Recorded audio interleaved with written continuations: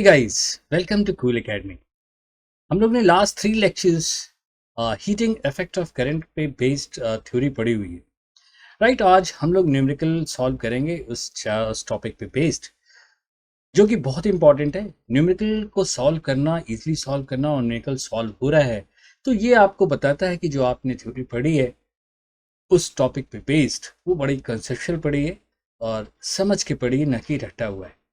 Right, तो आज हम लोग न्यूमेरिकल को जो सॉल्व करेंगे, मैं यहाँ पे आपको मेरा जो मेन टारगेट है, आपको मेरा जो मेन मकसद है, न्यूमेरिकल को आप किस तरह अप्रोच करो, क्या लॉजिक लगाओ, जो आपने कॉन्सेप्ट पढ़ा है उसको किस तरह आप उसको अप्लाई करो, थोड़ा पेशेंस रखो, थोड़ा विजुलाइज करो। न्यूमेरिकल ऐसा नहीं है कि आपने जो भी पढ़ा है, डेटा दिया है और फॉर्मूला सीधे उस पर अप्लाई किया और आंसर निकाला। थोड़ा सा आप उसको विजुलाइज करो। न्यूमेरिकल जो आप पढ़ते हो, अटेम्प्ट करते हो, तो थोड़ा आप विजुलाइज करो उस कॉन्सेप्ट को जो आपने पढ़ा है उस पे बेस्ड। राइट, थोड़ा आपको देर लगेगी, पेशेंस रखो क्योंकि ये प्रैक्टिस का दौर है। आप प्रैक्टिस कर रहे हो और धीरे धीरे जब प्रैक्टिस करोगे तो वो ऑटो मोड में कम आ जाएगा आपके, और जब भी आप एग्जाम में जाओगे तो सब चीज़ फ्लैश में होगा, आपको वहाँ पे टाइम नहीं लगेगा। राइट, जैसे बहुत ही सिंपल है, हम गाड़ी चलाना सीखते हैं तो पहले क्लच, फिर गियर, फिर ब्रेक और बहुत सारी चीज़ें हम लोग शुरू शुरू में सीखते हैं। राइट, जब हम पूरे परफेक्ट हो जाते हैं फिर हमारा ध्यान वहाँ पे नहीं जाता है क्लच, ब्रेक और गियर पे, सब ऑटो मोड पे चलता है। तो उसी तरह आपका ये है, जब आप कॉन्सेप्ट को पढ़ रहे हो और उसको जो आप पहली बार अप्लाई करोगे तो उसका पहले विजुलाइज करना। ऐसा नहीं कि सिर्फ फॉर्मूला आपने रखा और आंसर निकाला, तो वो उसको फील नहीं आएगा, तो आपका आंसर, एक तो न्यूमेरिकल सॉल्व करने में आपको दिक्कत आएगी, दूसरा हो सकता है आपका जो आपने सीधे फॉर्मूला लगाया, ए कुछ दिया हुआ है और ए आप कुछ और अप्लाई कर रहे हो, क्रॉस सेक्शन दिया है, कर्व सरफेस एरिया ए है। तो ये बहुत सारी चीज़ें हमारे, जब हम लोग कॉन्सेप्ट पढ़ते हैं तो वहाँ पे बहुत टर्म्स यूज़ करते हैं, तो वो चीज़ का आपको ध्यान रखना पड़ता है। तो जब आप, ऐसा नहीं कि फॉर्म न्यूमेरिकल पढ़ा और डेटा यू रखा, नोट किया, फॉर्मूला लगाया और आंसर निकाला और चले गए। पेशेंस के साथ आपको पढ़ना है, थोड़ा विजुलाइज करना है, तो आप परफेक्ट हो जाओगे। और प्रैक्टिस, तभी तो आप साल भर प्रैक्टिस करते हो, और जब एग्ज़ाम होता है तो आप, तो इतनी प्रैक्टिस उसी समय तो काम आती है कि जितनी भी चीज़, जितना टाइम आपने दिया है यहाँ पे उसको समझने में, तो वो सब चीज़ आपको ऑटो मोड में होता है और वहाँ टाइम बहुत ही कम लगता है, क्योंकि फ्लैश में सब चीज़ आपके माइंड में आता है। जैसा कि मैंने, आप कार का जब आप लर्न कर रहे होते हो तो ब्रेक, गियर, सब, क्लच कब दबाना है, कैसे करना है, सीखते हो। उसी तरह यहाँ भी जब हम कॉन्सेप्ट को लेते हैं तो सेम थॉट आपका वहीं होता है। सब जो हम कॉन्सेप्ट अच्छे से पढ़ते हैं उसको अप्लाई करते हैं प्रैक्टिस के दौरान, और थोड़ा टाइम लगता है, लेकिन वो धीरे धीरे धीरे धीरे वो सब चीज़ आपके माइंड में एग्जाम के आते समय तक आपका पूरा फ्लैश में होता है, सब ऑटो मोड पे चलता है। पढ़ना है न्यूमेरिकल और सीधे आपको सब चीज़ फ्लैश होगा, और आपका जब न्यूमेरिकल सॉल्व करोगे तो वो ईजिली सॉल्व हो जाएगा। राइट गाइस, तो चलो स्टार्ट करते हैं आज का ये टॉपिक, जो कि बेस्ड है हीटिंग इफेक्ट ऑफ करंट पे, जो न्यूमेरिकल है वो करते हैं। तो ये आज हमारा पहला क्वेश्चन है। To wires made of tin copper having identical cross section area 10 to the power minus 5 meters square and length 15 centimeter and 20 centimeter are to be used as fuses. Okay, fuse आपको पता होगा, नहीं तो मैं अभी brief करता हूँ। show that the fuses will melt at the same value of current in each case. means ये जो fuse की जो लेंथ है, ये जो फ्यूज बने हुए हैं इस डिफरेंट लेंथ की, अगर करंट की वैल्यू सेम है तो ये इसकी लेंथ पे इंडिपेंडेंट है, ये सेम टाइम पे मेल्ट कर जाएगी। तो इस क्वेश्चन को दूसरी तरीके से भी पूछ सकता था। ये कह सकता था which wire will be melt first if the current flow through it's more than its current capacity, ऐसे भी पूछ सकता था। और इस तरह के और उसमें ऑप्शंस भी दे सकते थे। तो अब आपके सामने अगर ये क्वेश्चन आता, आपके पास डेटा क्या रहता, 15 सेंटीमीटर, 20 सेंटीमीटर, और आपको पता है कि हीट क्या होती है, आपको पता है that is P is equal to होता है आई स्क्वायर आर, आपने पढ़ा है, और आर आपको पता है that is I square, R की value rho L by A होगी। राइट, अब आपको देख लो पी क्या है, हीट जो ज़्यादा, पावर जो ज़्यादा दे रहा है, यानी टी से मल्टीप्लाई कर दो तो हीट जनरेट हो जाएगा इसमें टी से। तो ऑब्वियस है कि एल पे डिपेंडेंट है, यानी जिसका लेंथ ज़्यादा होगा वो मेल्ट जल्दी कर जाएगा, इजंट? ये मोस्ट ऑफ द स्टूडेंट करके चले आते हैं, कहते हैं आंसर सही है। यही भी मैं बताना चाह रहा था कि आप इसे विजुलाइज करो। आप अगर लेंथ फ्यूज की बढ़ गई है तो उसका मास भी बढ़ जाएगा। ये बात पे आपने सोचा नहीं। चलो पहले हम इसको फ्यूज को देखते हैं। फ्यूज एक्चुअली होता है क्या? फ्यूज जो होता है आपका टिन और लेड के अलॉय का बना होता है और लो मेल्टिंग पॉइंट का होता है। और फ्यूज़ हम वहाँ पे यूज़ करते हैं, जैसे अपने घर में भी हमारा फ्यूज़ रहता है। आप अगर जहाँ पे आपकी पावर सप्लाई आ रही होती है वहाँ आपका बोर्ड होता है, वहाँ पे फ्यूज़ लगे होते हैं, राइट? और फ्यूज़ क्या करता है, जब उसके थ्रू एक सर्टेन वैल्यू ऑफ करंट से ज़्यादा फ्लो करती है तो वो फ्यूज़ मेल्ट हो जाता है और सर्किट को ब्रेक कर देता है। इसका फ़ायदा क्या होता है? मान लिया आपके घर में वोल्टेज ज़्यादा आया, आपका अप्लायंस जैसे एसी हो गया, गीज़र हो गया, वो लगा हुआ है, ऑब्वियस है इसके वोल्टेज ज़्यादा है एसी के और गीज़र के, तो रेजिस्टेंस वहाँ पे कम होगा तो उसके थ्रू हमारी करंट ज़्यादा होगी। और वोल्टेज या कोई भी अप्लायंस हो, चाहे वो आपका लैपटॉप हो, लेकिन अगर वोल्टेज ज़्यादा हो गया तो उसका एक सर्टेन है, करंट उतना ही ले पाएगा, ज़्यादा चला गया तो हो सकता है आपका अप्लायंस डैमेज हो जाए। इसलिए हम वहाँ पे फ्यूज़ लगाते हैं। फ्यूज़ पे ज़्यादा करंट गई तो फ्यूज़ क्या हो जाएगा? मेल्ट कर जाएगा, और मेल्ट करने से सर्किट ब्रेक हो जाएगी, आपका अप्लायंस बच जाएगा। या कभी कभी घर में शॉर्ट हो जाता है, यानी शॉर्ट सर्किट होता है, तब भी करंट हमारी क्या ज़्यादा फ्लो होती है, तब भी हमारे अप्लायंस की डैमेज होने के चांसेस ज़्यादा होते हैं। तो इसीलिए उसको सेफ रखने के लिए हम लोग हर सर्किट के थ्रू एक हमारा फ्यूज़ रहता है, तो वो फ्यूज़ आपका कट हो जाता है जिससे कि आपका अप्लायंस बच जाता है, राइट? ये हमारा फ्यूज़ का काम है। मतलब करंट उसकी कैपेसिटी है कि इतनी करंट उसके अंदर से जा सकती है, इससे ज़्यादा जाएगी तो वो हमारा फ्यूज़ मेल्ट हो जाएगा। That is called current capacity. Okay, अब आपका ये क्वेश्चन देखिए, तो आपने जल्दी से हाँ कर दिया, ये 20 सेंटीमीटर पर टिक करके आगे चले गए और सोच रहे हैं आंसर हमारा सही है। लेकिन अगर आप विजुलाइज करो, सपोज कर लो, आप जैसे ही विजुलाइज करो, ये आपका एक फ्यूज़ वायर है, ये दो फ्यूज़ वायर है, और हमने ये ले लिया, एक 20 सेंटीमीटर ले लिया और एक 15 सेंटीमीटर। दो यहाँ पे हमारी थिकनेस ज़्यादा है, मैं आपको समझाने के लिए इसकी थिकनेस, इसकी क्रॉस सेक्शन एरिया को हमने ज़्यादा लिया है आपको समझाने के लिए। लेकिन फ्यूज़ बहुत ही पतले वायर के बने होते हैं, जैसा कि यहाँ मेंशन है 10⁻⁻5 मीटर स्क्वायर, राइट? तो ये होते, और ये हमारा ले ले एल है, और ये इसका जो रेडियस आर है ये हम लोग ले लेते हैं। लेकिन इसके पहले हम लोग फ्यूज़ देख लेते हैं।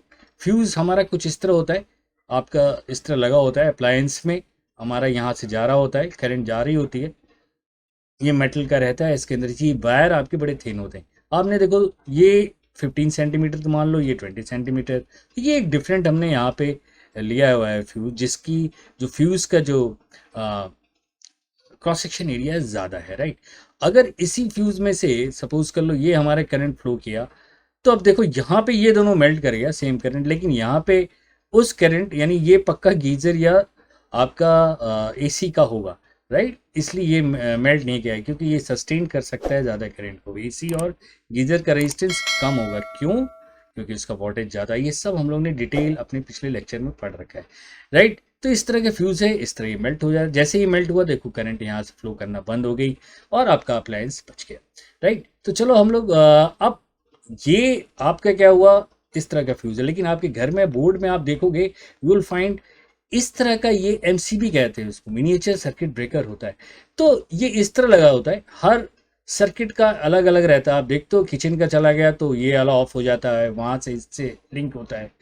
तो एसी का चला गया, गीजर के चलोगे, सेपरेट सेपरेट ये आपके मिनिएचर्स लगे होते हैं सर्किट ब्रेकर, एमसीबी, ठीक है? वो नीचे डाउन हो जाता है, यानी ट्रिप कर जाता है, यानी इसका अरेंजमेंट भी कुछ इसी तरह होता है। लेकिन ये मैकेनिज्म नहीं होती है, ये हमारा फिजिकल है, क्योंकि इसको मुझे वापस निकाल के इसको या तो रिप्लेस करना पड़ेगा, या पुराने ज़माने में हम लोग कॉपर वायर से कनेक्ट कर देते थे, फिर हम लोग निकाल के उसे जोड़ते थे, राइट? लेकिन अब ये नहीं है, अब नया सिस्टम है। जैसे ही ऑफ होगा, आप अपने जो भी शॉर्ट हो रहा होगा या कुछ भी होगा, वोल्टेज हाई हो गया, जब करेक्ट हो जाएगा तो इसको अप कर देंगे तो हमारा एक घर की लाइट आ जाती है, राइट? ये हमारा नया है सिस्टम। पुराने ज़माने में हम लोग निकालते थे उसे, और उसके बाद वायर को चेंज करते थे, वहाँ पे गल जाता था, फिर हम लोग फ्यूज़ जब कनेक्ट करते थे तो फिर हमारे घर पे लाइट आती थी, राइट? तो अब आप देखो इस तरह की चीज़ें होती हैं, ये हमारा फिजिकल अपीयरेंस है। अब हम चलते हैं अपने इस वाले क्वेश्चन पे। यहाँ पे तो ऐसा हुआ पावर जो लगा लेंथ के प्रोपोर्शनल दिख रही, पर अब आपको यहाँ पे ये दिख रहा है कि इसका मास ज़्यादा है और इसका मास कम है लेंथ के बढ़ जाने से।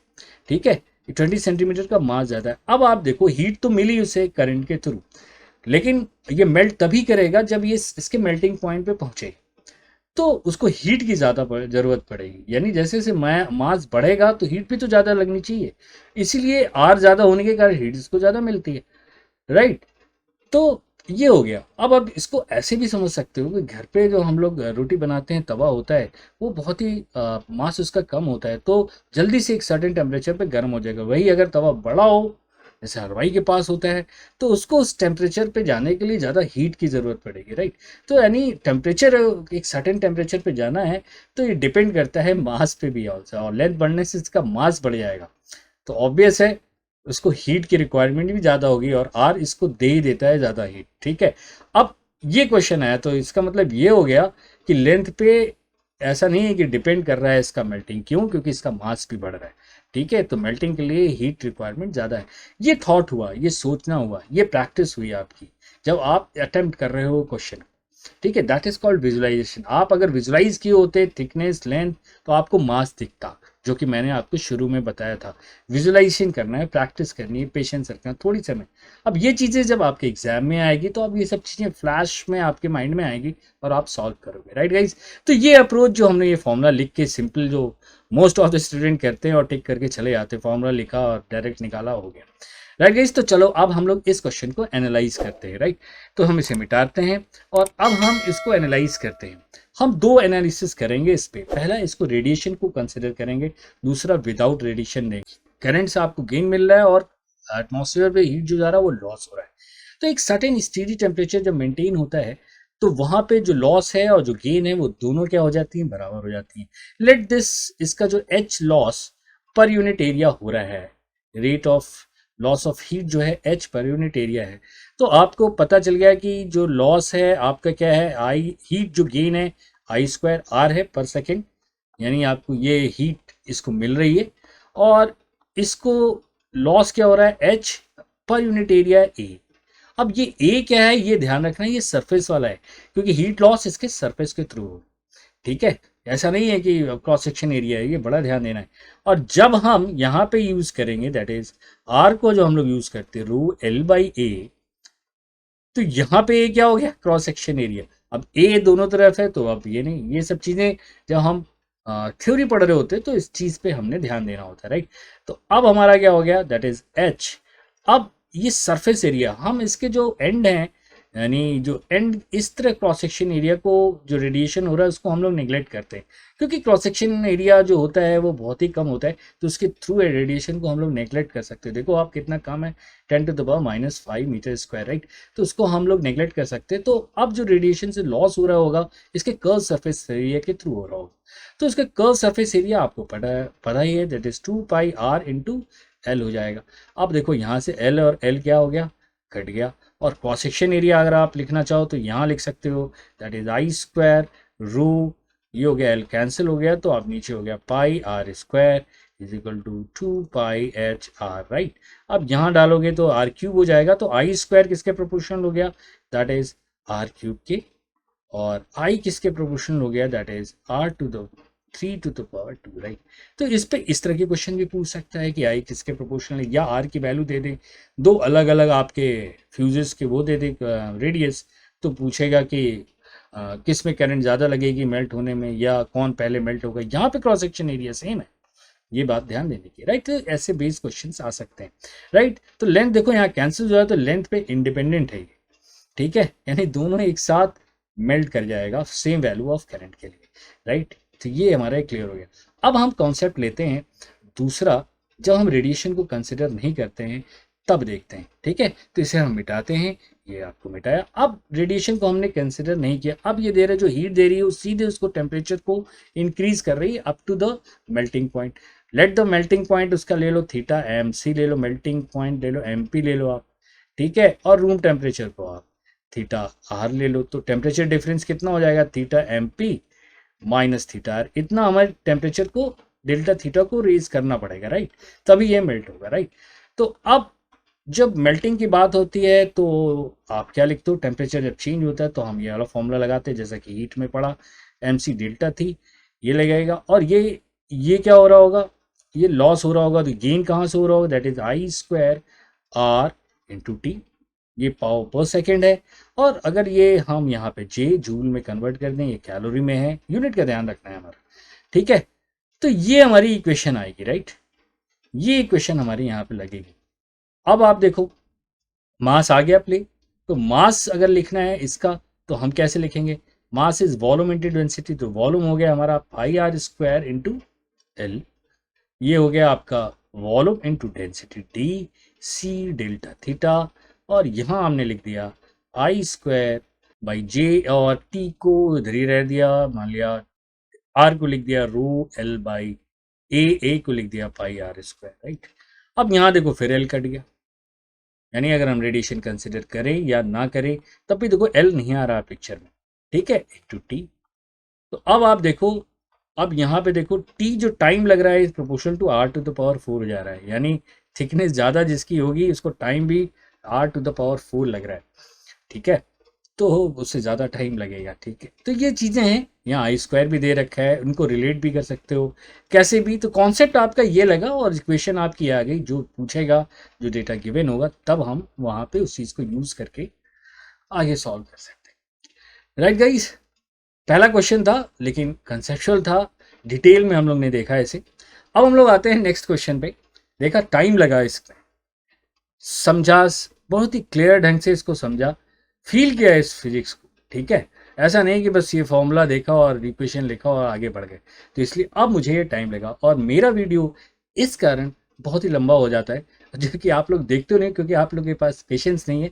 एनीवे लेकिन आप डिटेल में इस चीज़ को पढ़ोगे, पेशेंटली पढ़ोगे, टाइम दोगे तो ऑब्वियस है आप चीज़ को समझोगे। और न्यूमेरिकल तो आपको हर जगह मिल जाएगा, लेकिन उसको फील करना कब कैसे कौन सा फॉर्मूला है कैसे, वो फॉर्मूला हम लगाते नहीं है और एक्चुअली ऑटोमेटिक आता है। जब आपको एक एनवायरनमेंट में क्वेश्चंस, जब न्यूमेरिकल पढ़ते हो, जैसे न्यूमेरिकल पढ़ते हो, एक एनवायरनमेंट क्रिएट हो जाता है आपके माइंड में, तो फॉर्मूला अपने आप आने लगता है। ऐसा नहीं कि पहले फॉर्मूला लिखना है फिर आपको फिजिक्स सॉल्व करना है। और यही प्रैक्टिस की बात है, पहला कॉन्सेप्ट आप अच्छे से पढ़ें, हिस्ट्री ज्योग्राफी की तरह ना पढ़ें, और फिर उस कॉन्सेप्ट को अप्लाई छोटे छोटे न्यूमेरिकल से करें, राइट गाइस। तो चलो आगे बढ़ते हैं हम लोग नेक्स्ट। पहले ही न्यूमेरिकल में ज़्यादा टाइम हो गया, नेक्स्ट न्यूमेरिकल देखते हैं। ये हमारा नेक्स्ट न्यूमेरिकल है सेकेंड। तो water in electric kettle begins to, हाँ बेल नहीं है, एक्चुअली इट इज बॉयल है, boil in 15 minutes after being switched on using the same main supply. Should the length of wire used of the heating element be increased or decreased if the water is to boil in 10 minutes? Why neglect the heat loss to the surroundings? Okay, कुछ वैसे ही है लेकिन यहाँ पे क्या है, heat हमें constant है। अब ये हमारा इलेक्ट्रिक केटल है और इसे अगर हम ओपन करें तो इसके अंदर ये बॉयल हो रहा है ये वाटर, राइट, ये इसका मास हमारा फिक्स है। इस मास को मुझे बॉयल, मतलब वाटर है इसको बॉयल किया गया, राइट, और इसके अंदर जो एलिमेंट था वो क्या था, ये एलिमेंट था, इसकी एक लेंथ थी और ये वायर कनेक्टेड था, इससे ये हीट हो रहा था, राइट। अब ये पूछ रहा है कि अगर हम इसे 10 मिनट में बॉयल करना चाहें, उस टेम्परेचर 100 डिग्री सेंटीग्रेड पे लेना चाहे रूम टेम्परेचर से, तो क्या मुझे इस लेंथ को बढ़ानी पड़ेगी कि घटानी पड़ेगी? सेम क्वेश्चन है, थॉट वही है, लेकिन अब आप देखो इसको कैसे अटेम्प्ट करते हो, राइट। अब यहाँ लॉस नहीं हो रहा है, यहाँ पे क्या हो रहा है, ये हीट इसको चाहिए चाहिए, वो हीट क्या चाहिए इसको, एच चाहिए, जो भी एम सी डेल्टा थीटा होगा वो एच तो चाहिए चाहिए ना, ये तो फिक्स हो गया। M C delta theta mass of water, C specific, delta theta room temperature to boiling temperature 100 degree centigrade, ये एच तो फिक्स हो गया, इतना एच तो इसे चाहिए चाहिए बॉयल होने में। अब ये एच कौन देगा इसको, इसको एच कौन देने वाला है, इसका ये हीटर जो कि आपने पढ़ा है, that is I square R into T, यही तो पढ़ा है, ठीक है। अब आप क्या करोगे, यहां पे देखो अब आई स्क्वायर यूज नहीं कर सकते, क्यों? क्योंकि करंट तो वेरी करेगा ना यहाँ पे। अब इससे भी क्या है, क्योंकि वोल्टेज कांस्टेंट है, इसलिए हमें क्या लगाना पड़ेगा, that is V square by R into T, right. क्योंकि आई वेरी करेगा, अगर लेंथ वेरी करेगी, रेजिस्टेंस वेरी करेगा, तो आई, तो ये फॉर्मूला तो आप लगा नहीं सकते आप तुरंत। आपको ध्यान देगा रेजिस्टेंस वेरी कर रहा है, क्योंकि लेंथ हम वेरी पूछ रहा है ना, तो हमें क्या लगाना होगा, V square by R into T, right. H हमारा कांस्टेंट है। अब आप क्या करो, वी स्क्वायर आपका कांस्टेंट है, अब आर की वैल्यू आप लिखते हो रो एल बाई ए, ये आर हुआ इंटू क्या हो गया, टी। तो अब आप क्या लिख सकते हो, अब देखो एल इधर चला गया, ए इसका कांस्टेंट है, क्रॉस सेक्शन एरिया नहीं चेंज कर रहा, सिर्फ इसका लेंथ बढ़ानी है, तो ए इधर चला गया एच की तरफ, तो इधर एल इधर चला गया, तो आप देखो टी इज प्रोपोर्शनल टू क्या हो गया, एल। बाकी हर चीज क्या है, कांस्टेंट है, यानी टाइम कम लगेगा तो एल भी क्या लगना चाहिए, कम लगना चाहिए, और क्या लीनियर है, तो यानी यूनिटरी मेथड है, राइट। तो हम यूनिटरी मेथड अप्लाई कर सकते हैं, नहीं तो आप वैसे कर सकते हो, कांस्टेंट ले लो, पहला लगा T1 by T2 is equal to L1 by L2, नहीं तो यूनिटरी मेथड से कर सकते हो क्योंकि लीनियर प्रोपोर्शन है। 15 मिनट्स लग रहा है एल को, मान लिया, तो L2 कितना लगेगा आप फाइंड आउट कर सकते हो।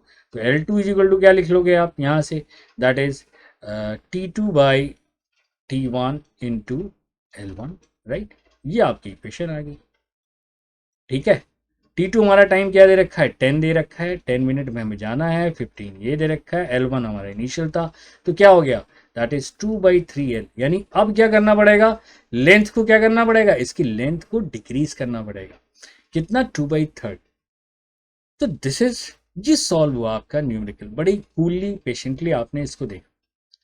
टाइम देना पड़ता है, आपको स्टार्ट कर रहे हो कोई चीज़ समझना है, ऐसा नहीं कि आप बस देखे वो, थोड़ा फील लाओ, थोड़ा एनवायरनमेंट में जाओ, और कॉन्सेप्ट को बड़े ध्यान से पढ़ो। जो भी आपने, मैंने 3 लेक्चर्स लिए हैं, बड़े लंबे लंबे 30-30 मिनट्स के हैं, तो आपको देखना पड़ेगा कैसे हीट जनरेट हो रही है, कैसे हीटिंग आता है करंट के थ्रू। तो आप कॉन्सेप्ट जब तो टाइम दोगे, फील करोगे, इन्वॉल्व होगे, तो ये चीज़ें आपके दिमाग में आएंगी, तो आप भी इसी तरह सॉल्व कर सकते हो, ठीक है। तो लेंथ हमारी डिक्रीज होगी, और क्यों डिक्रीज होगी ये भी पता चलेगा, यानी 2/3 हो जाएगी प्रीवियस की, यानी ये लेंथ को हमने क्या करना है, डिक्रीज कर देना है, राइट गाइस। तो ये था सेकंड न्यूमेरिकल। फिर इसमें टाइम लगा, जो कि आप देखते नहीं हो टाइम नहीं देते हो, राइट। तो आपने बड़े पेशेंटली मेरे वीडियोस को देखना है, जो मैं बोल रहा होता हूँ, ठीक है। नेक्स्ट हम लोग देखते हैं, एक और न्यूमेरिकल है, सेम आपका देखो आप, अब जो हमने वहां पे कॉन्सेप्ट पढ़ा है वो यहाँ फिर है। 360 watt 120 volt light bulbs are connected across 120 volt power line as shown in the figure, right। ये फिगर है हमारा, ये हमारे बल्ब हैं 3 है, और सब क्या है हमारे 60 वॉट के, यानी अब ये एक चीज यहाँ पे, वोल्टेज भी कितना लग रहा है, 120 वोल्ट, ठीक है। यानी जो सप्लाई वोल्टेज और इनकी रेटिंग सेम है, ये भी पॉइंट इंपॉर्टेंट है, ठीक है। तो इनका सबका रेजिस्टेंस सेम होगा, क्योंकि वोल्टेज और इनकी वोल्टेज रेटिंग सेम आ रहे हैं, ठीक है। तो voltage cross each bulb, actually heating effect का नहीं हुआ, अब ये सीधे चला गया आपके बेसिक टूल जो मैंने आपको पढ़ाया है, of current electricity, voltage division, current division, right, उस पे चला गया। अब आप देखो वोल्टेज अक्रॉस ईच बल्ब, ये दोनों पैरेलल में है, इनका तो सिंपल है कि इनके क्रॉस बी और सी के क्रॉस वोल्टेज सेम होगा, इसके क्रॉस अलग होगा। अब आप सोचो इस पॉइंट और इस पॉइंट के क्रॉस रेजिस्टेंस कितना होगा, R/2 हो जाएगा ना इक्वलेंट। तो अब आप खुद ढूंढो, जिसके वोल्टेज डिवीजन में रेजिस्टेंस जो होता है उसके प्रोपोर्शनल में डिवाइड होता है। ऑब्वियसली ये हमारा क्या है, R है, और ये R/2, तो इसके क्रॉस वोल्टेज ज़्यादा होगा, ये लॉजिक, ये हमने लॉजिक हमारे माइंड में फ्लैश हो गई कि भाई ए के क्रॉस वोल्टेज किस लिए ज़्यादा होगा, क्योंकि इसका रेजिस्टेंस ज़्यादा है यहाँ R/2, और इनका रेशियो क्या होगा, देखो 2:1, यानी ये 2 होगा तो ये 1 होगा, ये तो हो गया 2:1 का रेशियो। कोई हम लोग ने कॉन्सेप्ट बेसिक से देखो उसको अप्लाई कर रहे हैं, ठीक है, यानी 2:1 हो गया। अब वोल्टेज हमें डिवाइड करना है, क्या है 120, तो ये ईजी हो गया, मैं ए के क्रॉस चाहिए तो 2/3 इंटू 120, राइट। तो ये कितना हो गया, 3 4 दिस, और ये हो गया 80 वोल्ट।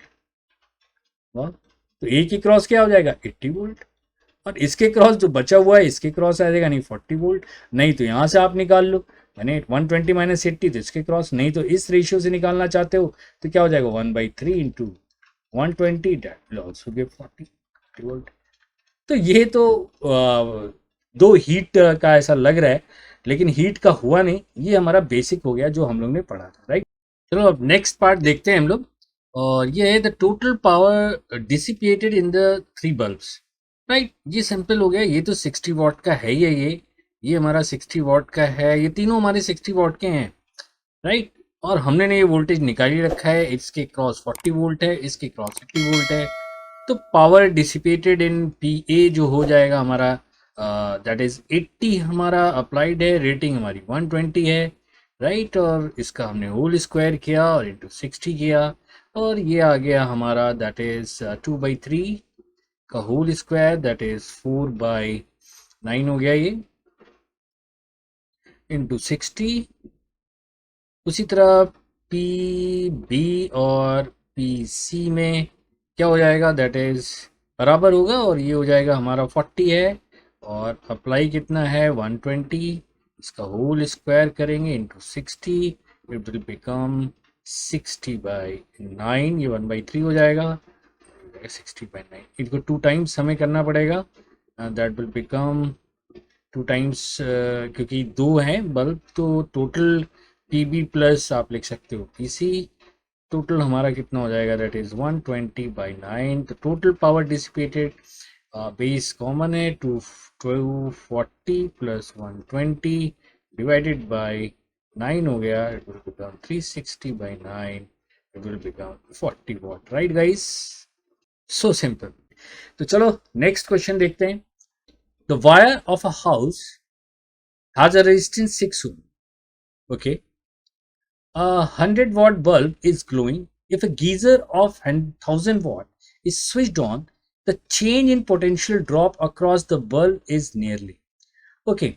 अब ये हमारा एक सर्किट है, ये रूम का है, सीरीज में लगाया है, और आपको पता है ये हमारा कितना है 220 का है, ये आपको पता होना चाहिए। ये हमारा क्या है 220 वोल्ट हमारा सप्लाई जा रहा है, दो एसी होता है, लेकिन आप ये मान लो डीसी, ये हमारा आरएमएस वैल्यू होता है, तो डीसी हम लोग मिल सकते हैं, जो हम लोग एसी पढ़ेंगे तब देखेंगे।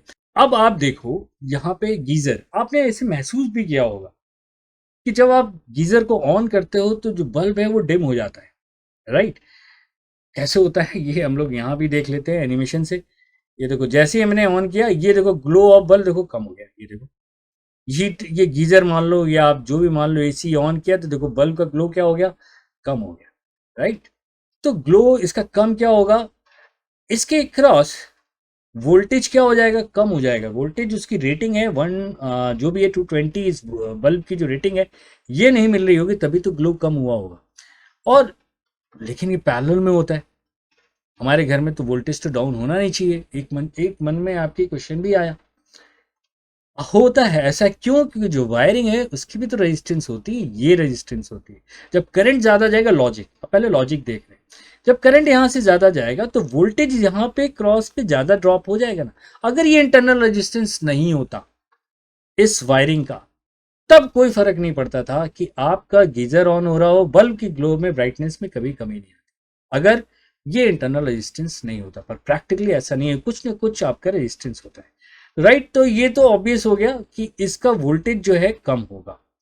अब कितना कम होगा ये हम लोग को अब कैलकुलेशन करना है। कैसे करेंगे कैलकुलेशन, तो अब आ गई एनालिसिस, सर्किट की क्या करनी है, हमें एनालिसिस करनी है। तो अब सबसे पहले हम इसका रेजिस्टेंस निकाल लेते हैं। 100 वॉट का कितना होगा रेजिस्टेंस, आपको पता है, दैट इज 100 वॉट का रेजिस्टेंस निकालेंगे, कैसे निकालेंगे, that is B square by क्या कर देंगे पी, यही तो होता है रेजिस्टेंस निकालने का, दैट इज 220 का होल स्क्वायर बाई पी आप करोगे, दैट इज पी कितना 100 वॉट। आप इसको जब कैलकुलेट करोगे तो ये आ जाएगा 484 ओम, ठीक है। 22 का स्क्वायर हो गया 484, और 0 2 आया कैंसिल हो गया, ये हो गया, राइट। अब 1000 का कितना हो जाएगा, ये किसका हुआ, बल्ब का हो गया। 1000 का कितना हो जाएगा, तो आप यहाँ 1000 ही एक और आप यहाँ डिवाइड कर दोगे तो ये कितना हो जाएगा, तो ये हो जाएगा हमारा 48.4 ओम, ठीक है। ये रेजिस्टेंस हमने निकाल लिया। अब फिर हम लॉजिक लगाएंगे, अगर हम इन दोनों का पैरेलल में निकालेंगे इक्विवेलेंट रेजिस्टेंस, क्योंकि 6 ओम तो इधर दिया हुआ है, अब इसका क्रॉस हमारा क्या आएगा, रेजिस्टेंस ये देखना है, ये दोनों पैरेलल में, तो आर इक्विवेलेंट अगर हम लोग निकालते हैं यहाँ पे तो ये लिखेंगे हम 484 इंटू 48.4 डिवाइडेड बाई, इन दोनों को ऐड करेंगे, राइट, कुछ वैल्यू आएगी। पर ये आप कैलकुलेट करोगे तो ये कैलकुलेट जब करोगे तो ये, अब एक लॉजिक क्या है देखो, बहुत ही ज़्यादा है, और हमें पता है जब पैरेलल में जो मिनिमम रेजिस्टेंस होता है उसके आसपास से आती है, क्योंकि दूसरा वाला बहुत ही ज़्यादा है, 10 टाइम्स इससे ज़्यादा है, तो ये जो रेजिस्टेंस इससे कम आएगी 48 से, ठीक है। तो आप जब कैलकुलेट करोगे लेट इट बी ये 44 के आसपास आएगी, मे बी, ये मान लेते हैं, ठीक है। तो इसका इक्विवेलेंट कितना हो गया 44। अब ये 44 इधर है, 6 इधर है, जब ये पैरेलल में, ये आ गया। अब जब पैरेलल में नहीं था, जब ये ऑन नहीं था स्विच, तब इसके क्रॉस वोल्टेज कितना आ रहा था, तब पहले हम लोग देख लें। तो वोल्टेज डिवीजन हम लोग यहाँ से देख सकते हैं ना, पहला वाला जब हमने ऑन नहीं किया था तब ये इसका रेजिस्टेंस कितना था 484।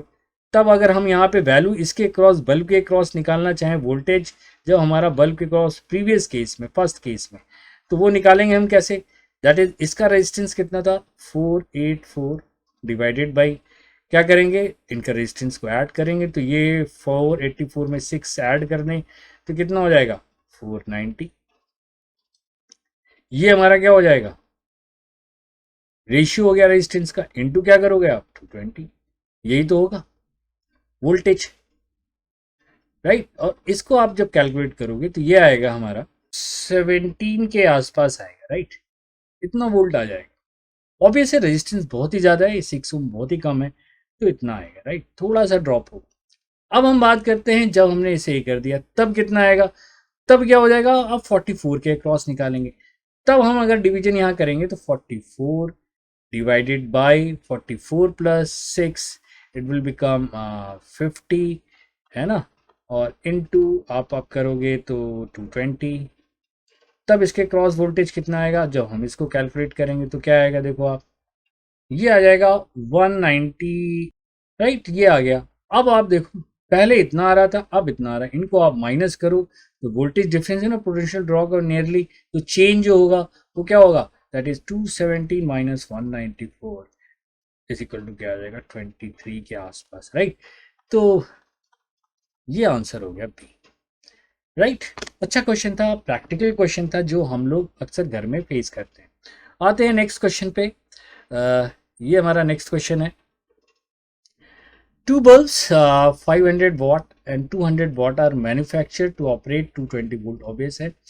The ratio of heat produced in 500 watt and 200 watt in two cases when they are joined in parallel and secondly in series। okay, यानी बल्ब हैं, एक बार वही जो है एक बार पैरेलल में लगाई गई है, तो आसान क्वेश्चन है। अगर आपने हमारी थ्योरी पढ़ी होगी, पैरेलल में लगाए गए हैं, तो यहाँ पैरेलल में क्या होता है, पावर हमारा क्या होता है, ऐड होगा, राइट, इक्विवेलेंट है, यानी जो पैरेलल में आपका वोल्टेज सेम होगा, तो जो बल्ब 500 वॉट का होगा वो 500 ही देगा, राइट, और 200 वाला 200 ही देगा, क्योंकि वोल्टेज आपका क्या लगेगा, सेम लगेगा। तो पैरेलल के केस में दोनों जो बल्ब हैं उनका जो रेशियो होगा क्या हो जाएगा 5/2। पहला पैरेलल में पूछ रहा है ना, हाँ पैरेलल में, दूसरा सीरीज में, तो पहले का तो 5/2, तो 5/2 क्या हो गया, अच्छा यहाँ भी है और यहाँ भी होगा, ठीक है। सेकेंड में जब आप सीरीज में लगा दो इसी बल्ब को यहाँ पे, तो सीरीज में ये आपने 500 लगा दिया, ये लगा दिया आपने 200, ऑब्वियस है 500 का रेजिस्टेंस क्या होगा, कम होगा, ठीक है, और वोल्टेज तो वही आपका लग रहा है यहाँ पे 2, लेकिन यहाँ पे क्या होगा, वोल्टेज क्या हो रहा है, यहाँ पे डिवाइड हो रहा होगा, वोल्टेज क्या हो रहा होगा, लॉजिक लगा रहा हूँ, कोई कैलकुलेशन नहीं है। 200 क्या हो रहा होगा, 20 वोल्ट डिवाइड हो रहा होगा, यहाँ का रेजिस्टेंस क्या है, कम है, तो 500 के क्रॉस हमारा वोल्टेज क्या मिलेगा, कम मिलेगा, है ना, और इसके क्रॉस क्या वोल्टेज मिलेगा, ज़्यादा मिलेगा, 220 नहीं मिलेगा, यानी 200 वॉट नहीं ये दे पाएगा। क्यों, क्योंकि वोल्टेज कम मिल रहा है ना भाई, यहाँ पे रेजिस्टेंस कम होने के कारण वोल्टेज कम मिला। वोल्टेज अगर कम मिलेगा तो आपको पता है ना, voltage applied by voltage rating यही तो लेते थे जो नेट आता था, स्क्वायर करते थे, जो आपने हमने थ्योरी जो पढ़ी थी, ये पावर लगा देते थे, ये वैल्यू यानी यहाँ पे आप लगाओगे क्या, वोल्टेज यहाँ कैलकुलेट करोगे डिवाइड करके, और पैरेलल में अगर डिवीजन अगर आप कैलकुलेशन करो तो कैलकुलेशन करेंगे, लेकिन आपको मैं बता दे रहा हूँ कैलकुलेशन कैसे करोगे। वोल्टेज पावर में किसका होता है, डिवीजन रेजिस्टेंस के प्रोपोर्शनल होता है, और रेजिस्टेंस इन्वर्सली प्रोपोर्शनल होता है पावर के। तो आप इसके क्रॉस चाहिए आपको क्या कहते हैं 500 के वॉट के क्रॉस, तो इन्वर्सली प्रोपोर्शनल होता है। तो यहाँ पे आप क्या लिखोगे 1/5 अपॉन 1/5 प्लस 1/2, यही लिखोगे इनका रेशियो, यही वोल्टेज मिलेगा ना यहाँ पे 220। आप इसे चेक करना, और यहाँ पे क्या मिलेगा 1/2 अपॉन 1/5 प्लस 1/2 इंटू 220, राइट, ये वोल्टेज मिलेगा। और वोल्टेज यहाँ पे ऊपर बाकी आप जब इसको कैलकुलेट करोगे, अब मैं कैलकुलेट करके ही दिखा देता हूँ, थोड़ा सा फिर लंबा हो जाएगा क्वेश्चन। ये चीज़ आपको मेरे ख्याल से समझ में आएगी, कि नहीं आएगी तो आप जरूर मेरा वो वीडियो देखें पिछले 3 लेक्चर्स, क्योंकि आर होता है इन्वर्सली प्रोपोर्शनल, तो हमने इन्वर्सली वोल्टेज वाला लगा दिया यहाँ पे। तो यहाँ पे अगर आप निकालोगे तो ये हमारी इक्वेशन आ जाएगी, दैट इज ये हो जाएगा 7 और 5 2, ये हो जाएगा 2/7 इंटू 220, राइट। और यहाँ पे हम निकालेंगे तो ये हो जाएगा 5/7 इंटू 220, ये हमारा वोल्टेज मिला। 2/7 इंटू 220 किस पे मिला हमारा, इसके क्रॉस 500 के क्रॉस। तो अब आप यहाँ पे 500 के क्रॉस पावर निकालना चाहोगे तो क्या आएगा हमारा, दैट इज 2/7 इंटू 220 डिवाइडेड, ये हमारा अप्लाइड वोल्टेज हुआ, और जो रेटेड वोल्टेज था वो 220 था। इसका हम लोग ने क्या किया, होल स्क्वायर किया, इनटू क्या किया 500 किया, राइट। तो ये 220 कट गया, तो ये हो गया हमारा 4/49 इंटू 500, और ये इसकी वैल्यू आ गई, दैट इज 2000/49 को हम 50 कर ले रहे हैं, तो ये हो गया हमारा दैट इज 40। तो जो 500 वॉट था वो क्या दे रहा होगा 40 वॉट। और अगर हम इसका देखें, इसका that is 5/7 into 220 divided by 220, ये हो गया हमारा होल स्क्वायर, इंटू क्या करोगे आप 100, सॉरी 200 वॉट का है, ये हमने 200 किया, राइट। अब यहाँ पे 200 ये 20 कैंसिल हो गया, स्क्वायर किया यहाँ पे, तो ये हो गया हमारा 25/49 इंटू 200, 49 को 50 कर लेते हैं, तो ये हो गया 54 टाइम्स, ये हो गया क्या 100 वॉट। देखो आप आया है 100 वॉट, तो ये क्या आ रहा है 40 वॉट। 40/100 कर लो आप, ये क्या हो गया, दैट इज 2/5 हो गया ना, निकाल ही लिया। दिस इज द, लेकिन इतना कैलकुलेशन करने की जरूरत नहीं थी, राइट गाइस। तो फिर आगे बढ़ते हैं हम लोग नेक्स्ट क्वेश्चन पे। If two bulbs of wattage 25 and 100 respectively, each rated 220 volt are connected in series with the supply of 440 volt, then which bulb will fuse? Okay, फिर वही कॉन्सेप्ट है आपका। आप देखो ये कह रहा है 25 वॉट का बल्ब है, ये आप 25 वॉट का बल्ब लगा लो, ये लगा लो 100 वॉट का बल्ब, ये 100 वॉट का है, ये 25 वॉट का बल्ब है, और रेटेड कितना है, ये भी इसकी रेटिंग कितनी है 220 वोल्ट, और ये भी रेटिंग क्या 220 वोल्ट। इसको हमने किससे सप्लाई दे दी, इसको दे दी सप्लाई किससे, हमने कर दिया 440 पे वोल्ट से। अब ये कह रहा है then which bulb will fuse, obvious. अब देखो फ्यूज कब होगा, जब उसके क्रॉस वोल्टेज ज़्यादा आ जाएगा, जो कि हम लोग ने अपने शुरू के लेक्चर में भी देखा था। वोल्टेज ज़्यादा आ जाता है तो डैमेज हो जाता है, यानी खराब हो सकता है, इसलिए हम लोग फ्यूज लगाते हैं, राइट। तो कुछ कंसेप्ट यहीं पे है, यानी वोल्टेज ज़्यादा जिसके क्रॉस मिलेगा वही क्या होगा हमारा फ्यूज हो जाएगा। अब आप देखो 25 वॉट ये बल्ब है, अब बताओ इसका रेजिस्टेंस ज़्यादा होगा कि इसका रेजिस्टेंस ज़्यादा होगा। किसका रेजिस्टेंस ज़्यादा होता है, जिसका वोल्टेज कम हो, वॉटेज कम होता है, यानी इसका रेजिस्टेंस ज़्यादा होगा। यानी ये जो ये R25 वाले का रेजिस्टेंस ज़्यादा होगा, और इसका रेजिस्टेंस क्या होगा, वॉट का क्या होगा, कम होगा 100 वॉट का। यानी यहाँ पे आप क्लियर हो गया, that is R25 is greater than R100। ये तो क्लियर हो गया, जो कि हम लोग ने 3 लेक्चर में यही देखा था। ठीक है, यानी यहाँ रेजिस्टेंस ज़्यादा है। अगर रेजिस्टेंस इक्वल होता तो बट जाता ना, 222 की रेटिंग एंड क्रॉस मिलता, तो हमारा बल्ब दोनों फ्यूज नहीं होता, क्योंकि रेजिस्टेंस वेरी कर गया। तो रेजिस्टेंस यहाँ पे ज़्यादा हो गया, तो अब यहाँ तो पक्का है कि 220 से ज़्यादा मिलेगा इस 25 वॉट को, क्योंकि इसका रेजिस्टेंस ज़्यादा है, इसका कम है, क्योंकि रेशियो में डिवाइड होता है। तो ऑब्वियस हमें कैलकुलेशन करने की जरूरत, जैसे हमने पहले में किया था, तो यहाँ भी हमें कैलकुलेशन करने की जरूरत नहीं है। आप कैलकुलेशन करना, वोल्टेज डिवीजन लगाना, तो देखना यहाँ 220 से ज़्यादा वो वोल्ट आएगा इसके क्रॉस, क्योंकि इसका रेजिस्टेंस के रेजिस्टेंस से ज़्यादा है। तो 440 को डिवाइड करोगे तो ऑब्वियस है यहाँ 220 से ज़्यादा मिलेगा, तो ये 25 वाला बल्ब क्या हो जाएगा, फ्यूज हो गया। Logic, no calculation. पिछले वाले में भी कैलकुलेशन नहीं लगाया था। ठीक है, तो आपने लॉजिक भी पहले अप्लाई करना है, ऐसा नहीं कि बैठ के वे वोल्टेज निकालने लगे, कैलकुलेशन करने लग गए, तो उसमें भी आपका टाइम जाएगा। राइट, नेक्स्ट क्वेश्चन देखते हैं।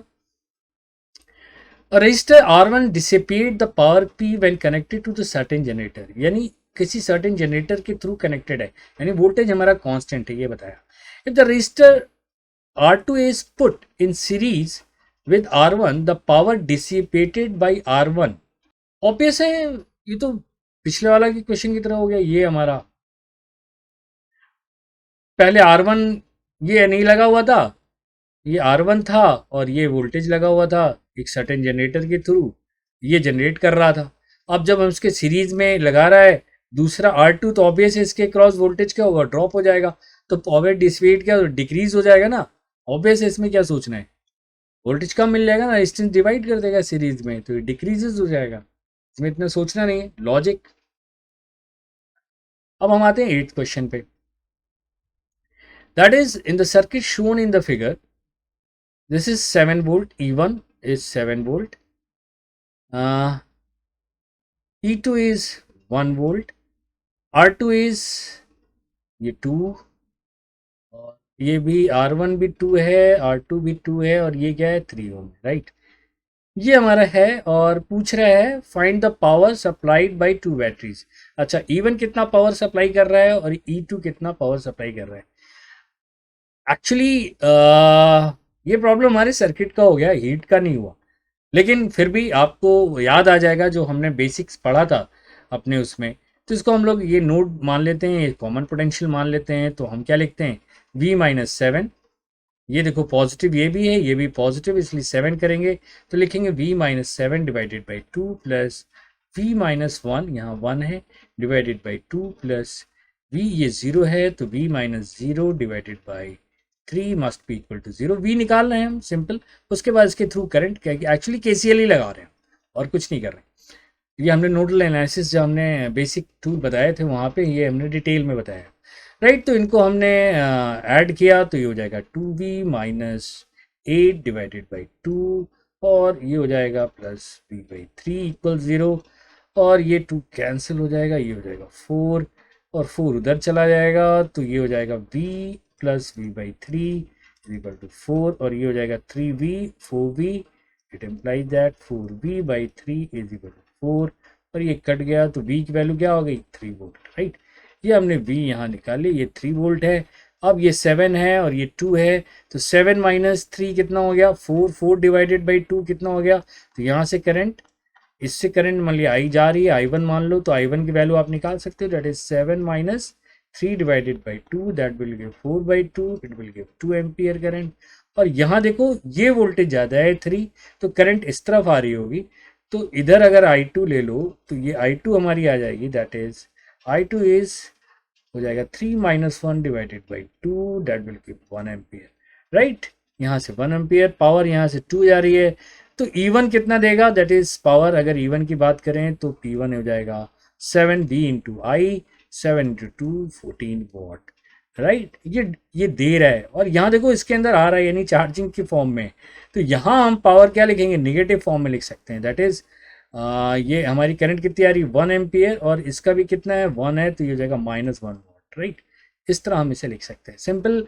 एक्चुअली हीट का नहीं था, ये हमारा सर्किट जो कैलकुलेशन था उसका था, राइट। थोड़ा याद आ गया नोडल एनालिसिस।